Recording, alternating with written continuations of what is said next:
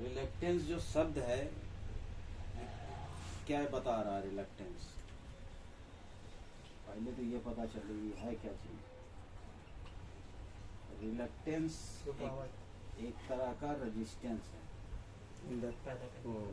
ये रेजिस्टेंस ये ठीक जैसे इलेक्ट्रिक सर्किट में रेजिस्टेंस है उसी तरह मैग्नेटिक सर्किट में रिलक्टेंस है।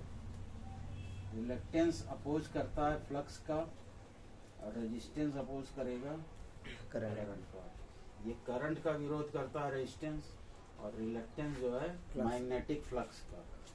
ठीक है, तो उसी से इसका नाम पड़ा है रिलक्टेंस मोटर। इसका यूज कहाँ करते हैं? सिग्नल इक्विपमेंट, रिकॉर्डिंग, मेजरमेंट, ठीक है, टाइमर, फोनोग्राफ या साउंड रिकॉर्डिंग में इसका ज्यादा यूज होता है। ठीक है, रिलक्टेंस मोटर का। Control rod position establishment in nuclear reactor. नाभिकीय रिएक्टर में जो कंट्रोल रॉड होती है उसकी पोजीशन सेट करने के लिए भी इस मोटर का यूज किया जाता है। टेक्सटाइल मशीन, टेक्सटाइल इंडस्ट्री में इसका यूज किया जाता है। ठीक है, आउटपुट लो है, इफिशियंसी 70 से 80% है। किस क्लास की ये मोटर है? सिंक्रोनस जो मोटर की ये क्लास की मोटर कही जाती है। सिंक्रोनस मोटर से मतलब क्या है कि इसकी स्पीड किस पे काम करेगी? Synchronous motor. यहाँ पे तो गाड़ियाँ इतना होटर ले लेके घूमती हैं यहाँ पे। सिंक्रोनस मोटर क्लास की मोटर है। सिंक्रोनस क्लास का मतलब ये हुआ कि ये मोटर किस स्पीड पे काम करती है? Synchronous speed. ठीक है ना, सिंक्रोनस स्पीड जिसमें रोटर पर कोई डीसी एक्साइटेशन नहीं दिया जाता है। पिछली मोटर में तुम पढ़े हुए कि डीसी एक्साइटेशन दिया जाता है। ठीक है ना। स्टेटर इसका स्क्वेरल केज होता है। स्क्वेरल केज मतलब पिंजड़ा टाइप का। रोटर इसमें स्टैक ऑफ स्टैंपिंग, मतलब समझ रहे हो, जैसे पत्तियां लगा करके ट्रांसफार्मर बनाया जाता है उसी तरह से इसको भी ऐसे ही बनाया जाता है, जिसमें कुछ स्थान से इसके दांत हटा दिए जाते हैं। ये दिख रहा है ना, यहाँ से इस तरह से रोटर इसको फॉर्म करते हैं। अब जहां से इसका ये जो पोर्शन हटाया गया वहां पे रिलक्टेंस क्या हो जाता है? मैक्सिमम हो जाता है। ठीक है, और जहां पर ये लगा हुआ है वहां पे क्या हो जाता है? मिनिमम। यानी रिलक्टेंस कहीं पे कम हो रहा है और कहीं पे ज्यादा हो रहा है।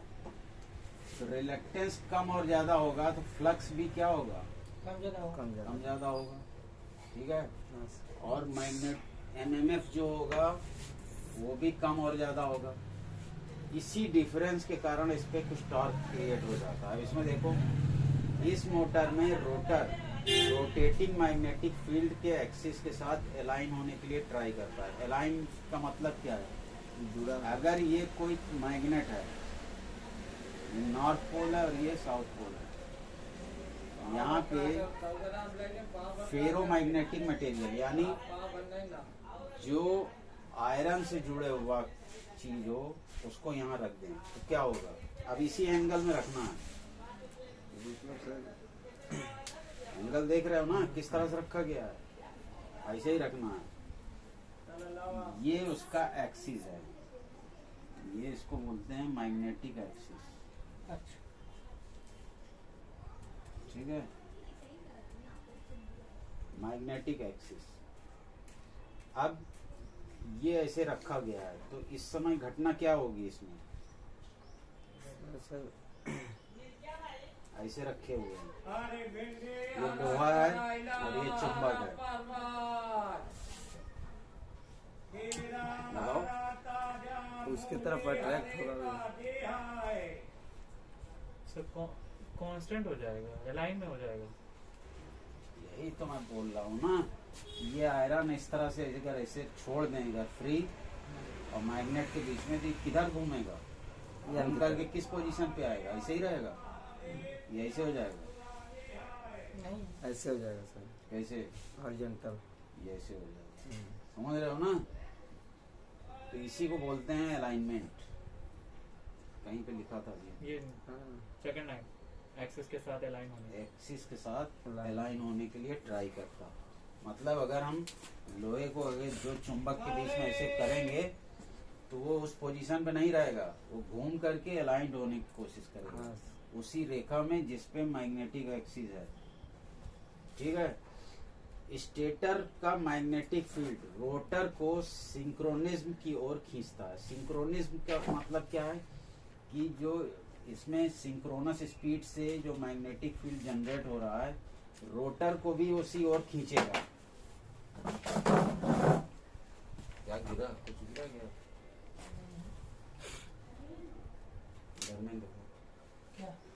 सिंक्रोनिज्म की ओर खींचता है, अर्थात मिनिमम रिलक्टेंस पोजीशन, और इसे मैग्नेटिकली लॉक करता है, जिससे रोटर सिंक्रोनस स्पीड के बराबर स्पीड से रोटेट करता है। ठीक है। रोटर पर लगने वाला इस प्रकार का टार्क रिलक्टेंस टॉर्क कहलाता है। इसमें टार्क किस तरह से पैदा हो रहा है? अभी तक जितनी मोटर पढ़े हो उसमें कुछ ना कुछ डिवाइस लगाई गई, हाँ, ऑक्सिलरी वाइंडिंग लगाए, कैपेसिटर लगाए, अलग अलग टेक्निक से हम लोग क्या कर रहे हैं, टॉर्क जनरेट कर रहे हैं। इसमें क्या टेक्निक लगाई गई? स्पीड।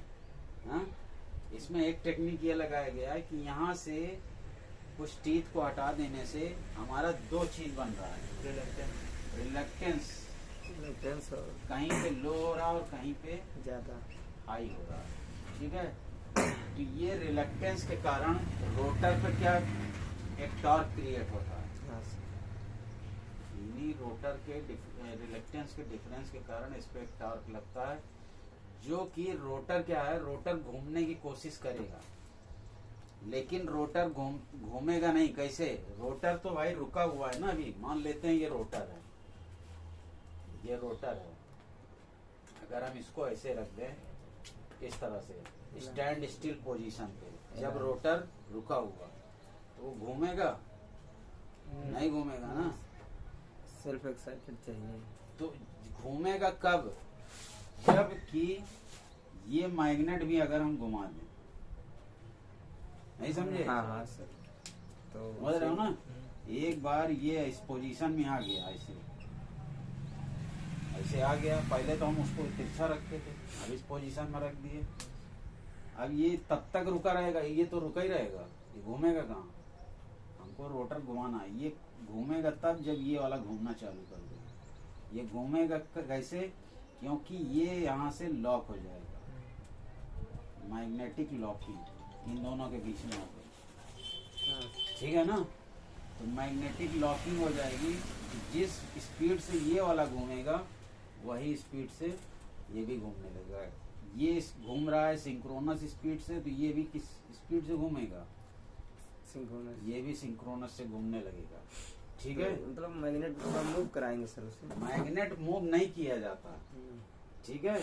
इस मोटर में रोटर रोटेटिंग मैग्नेटिक फील्ड के एक्सिस, मतलब इसमें मैग्नेटिक फील्ड घूमता है।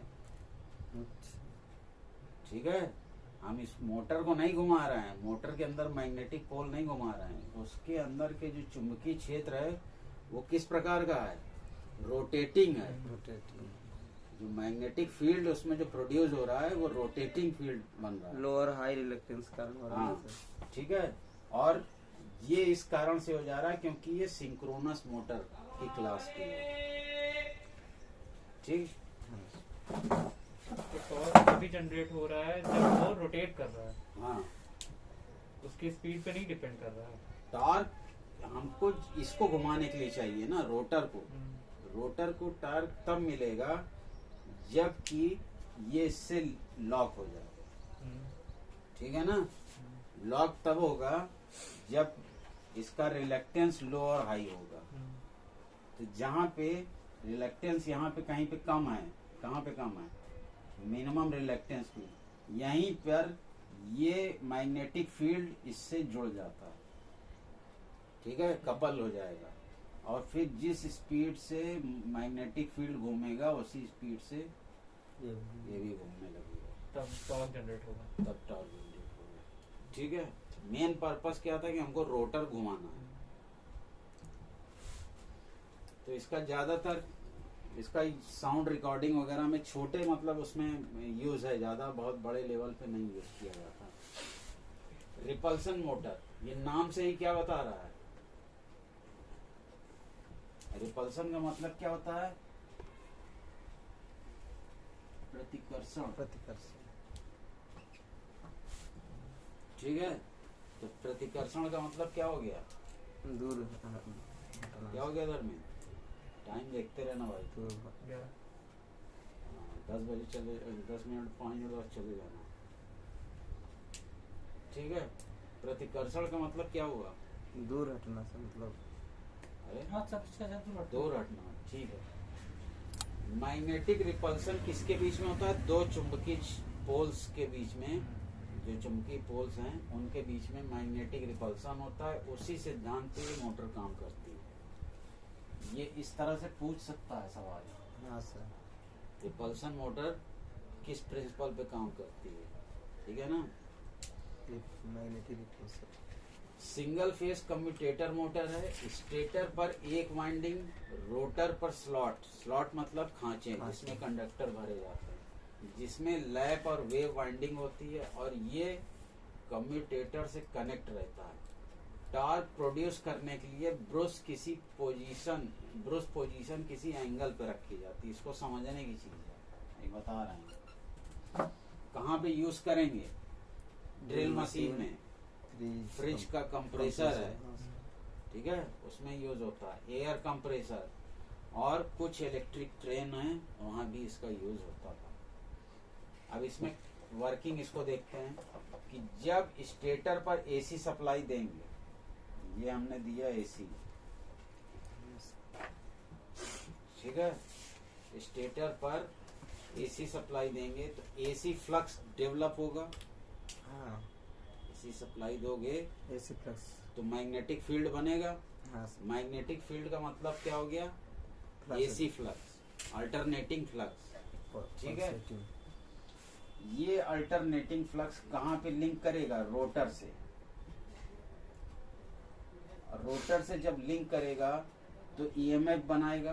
हाँ। कैसे, किस तरह से काम हो रहा है, किस तरह से ये लिंक होता है जरा बताओ।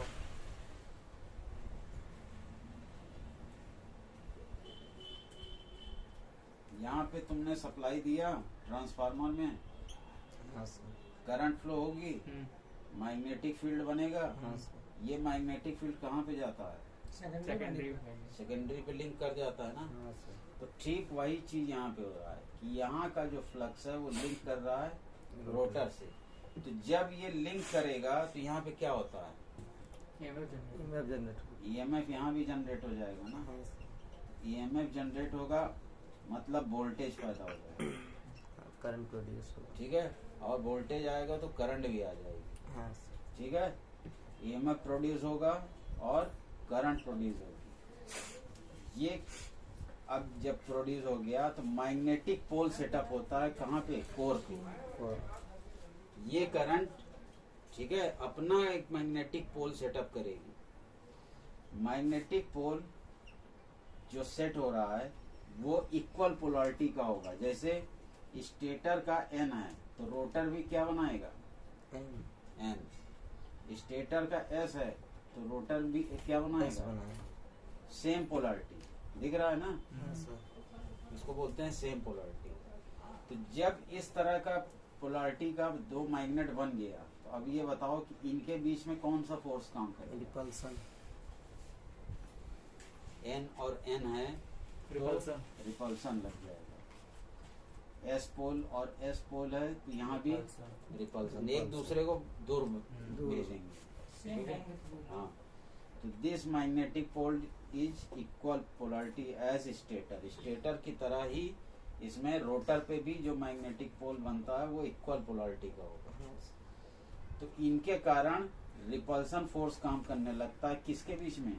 बिटवीन टू मैग्नेटिक फील्ड, दो मैग्नेटिक फील्ड जो बन रहे हैं स्टेटर और रोटर के बीच में, उससे रिपल्सन फोर्स लगता है और वो रिपल्सन फोर्स रोटर पे काम करता है, जिससे उसमें टार्क डेवलप हो जाता है।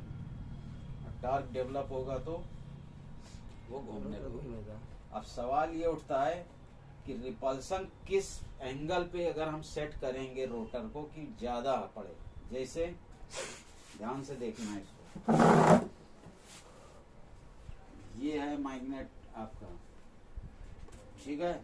हाँ सर। ये हमने एक कंडक्टर रख दिया, कंडक्टर रख दिया ऐसे इस पोजीशन में, हॉरिजॉन्टल। तो अब इसको टार्क मिलेगा। पहले एनएस तो बताइए।